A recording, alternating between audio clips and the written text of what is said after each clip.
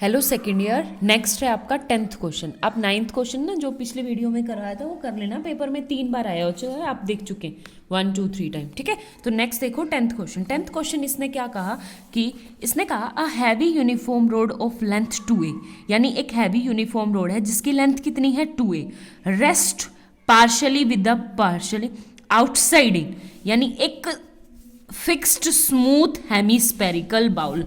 तो एक hemispherical bowl है, देखो ये वाला हो गया हेमिस्पेरिकल बाउल। ठीक है, आगे बात समझ में। तो अगर मैं इसको थोड़ा सा कंप्लीट सर्कल बनाऊं तो कुछ इस तरह से स्पेयर बनाऊं, थोड़ा सा फिगर थोड़ा सा खराब हो गया, कोई नहीं। तो इसने कहा कि एक ए बी रोड है कुछ इस टाइप से, वो कुछ हिस्सा इसका बाहर है, यानी ए बी। और एक बात बताओ, अगर मैं सेंटर ऑफ मतलब ज़्यादा बड़ी रोड बाहर ले लूँगी तो ये हेमिस्पेरिकल तो लुट जाएगा, तो मुझे मतलब थोड़ा सा हिस्सा यहाँ रखना। तो मैं मान लूँ कि लेट सेंटर ऑफ ग्रेविटी मेरी यहाँ पे लग रही है जी पॉइंट से, और ये है डब्ल्यू वेट। हो गया क्लियर? आगे बात समझ में। तो इससे आगे पढ़ना, इसने कहा कि मेरे पास है द रेडियस, इसकी रेडियस कितनी है, फॉर एग्जांपल सेंटर ये है, तो सेंटर से ये वाला ये क्या हो गया मेरे पास ए सी, यहाँ पे क्या हो गया टोटल रेडियस आर।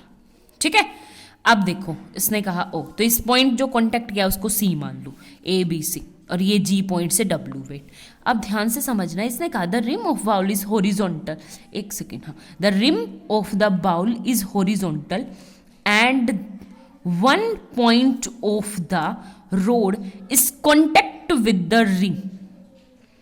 ठीक है, आगे बात समझ में। तो यहाँ पे क्या है कि ये इसने कहा कि हॉरिजॉन्टल के साथ जो रिम है वो कितने का एंगल बनाती है, थीटा एंगल बनाती है।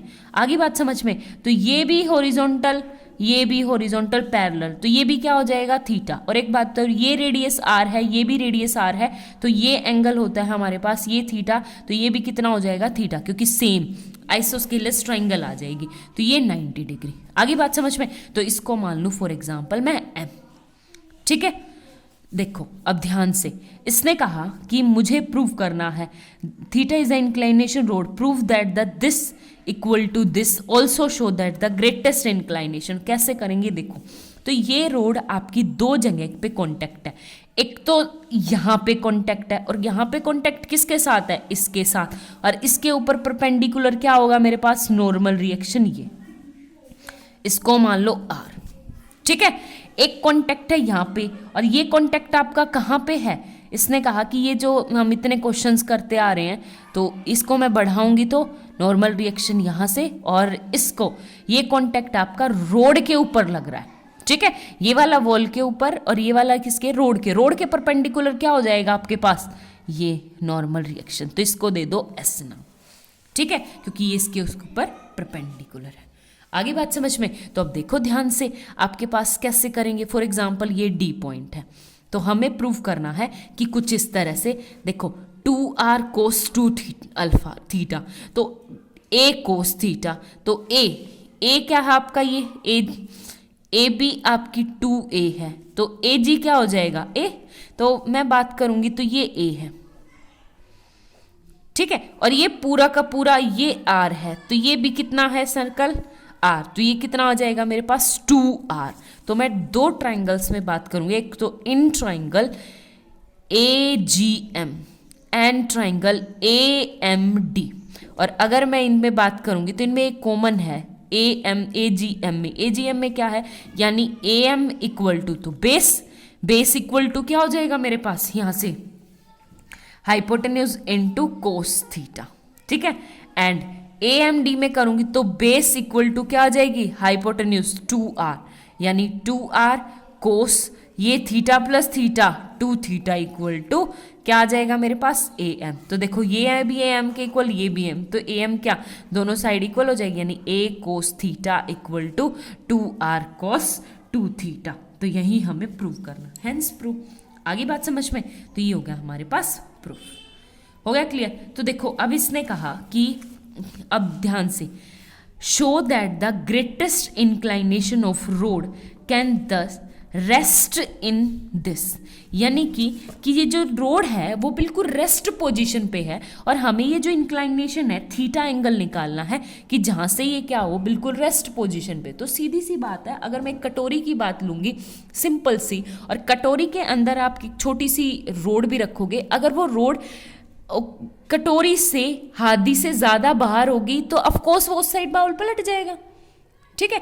लेकिन हम अगर उससे मतलब 3/4 का हिस्सा लें तो तब वो किस में रहेगी, आपकी रेस्ट पोजीशन से। चम्मच से भी ले सकते हो आप एग्जाम्पल, जैसे चम्मच हमारी अगर ज़्यादा बड़ी होगी, कटोरी छोटी होगी, और चम्मच का मतलब आधे से कम हिस्सा, आधे से ज़्यादा हिस्सा तो हमारा अंदर होना चाहिए, तब वो वहाँ पे रेस्ट पोजीशन। तो सेम इसने कहा कि आपका जो है ना, ये जो AC है, ये AC, ये कुछ हिस्सा बाहर है, तो सिंपल सी बात है कि ये रेस्ट पोजीशन पे है और आउटसाइड है, तो AC is less than equal to AB, ठीक है। तो AC क्या है आपके पास, AC यहाँ से AC की बात करूँ यहाँ पे, तो इस वाले ट्राइंगल में बात करूँगी, तो AC है आपके पास बेस और ये है आपके पास हाइपोटेन्यूज, यानी AC इक्वल टू क्या हो जाएगा, 2r cos थीटा, ठीक है। आगे बात समझ में। और AB क्या है आपके पास, AB की बात करें तो ये पूरा AB, तो AB क्या हो जाएगा आपके पास 2A, तो यानी AB equal to 2A, AB equal to 2A। और यहाँ से मैंने अभी प्रूव किया था A की वैल्यू कितनी है मेरे पास, ये, ठीक है, जो मैंने इक्वेशन नंबर फर्स्ट अभी प्रूव की थी। दोनों वैल्यू पुट कर दो, फर्स्ट और सेकंड पुट करूंगी तो यहाँ से देखो क्या आएगा मेरे पास, 2r cos थीटा, ये है आपका AC less than equal to AB, तो 2r cos थीटा, और AB क्या थी, less than equal to 2A, और A की वैल्यू पुट करूंगी मैं यहाँ से, जो मैंने अभी प्रूव की थी, 2r cos 2 थीटा अपॉन में cos थीटा, तो ये क्या आ जाएगा मेरे पास, 2r cos 2 थीटा अपॉन में cos थीटा, ठीक है। तो यहाँ से 2 से 2 कट जाएगा, तो ये क्या आ जाएगा मेरे पास, r से r कट जाएगा, तो cos थीटा ऊपर जाके मल्टीप्लाई, तो cos square theta is less than equal to किससे, 2 cos 2 थीटा से, ठीक है। तो इसको कैसे लिख सकती हूँ मैं, 1 माइनस साइन स्क्वायर थीटा, क्यों चाहिए, क्योंकि मेरा प्रूफ किस में करने के लिए दे रखा है, साइन थीटा, ठीक है। तो ये क्या आ जाएगा मेरे पास, लेस देन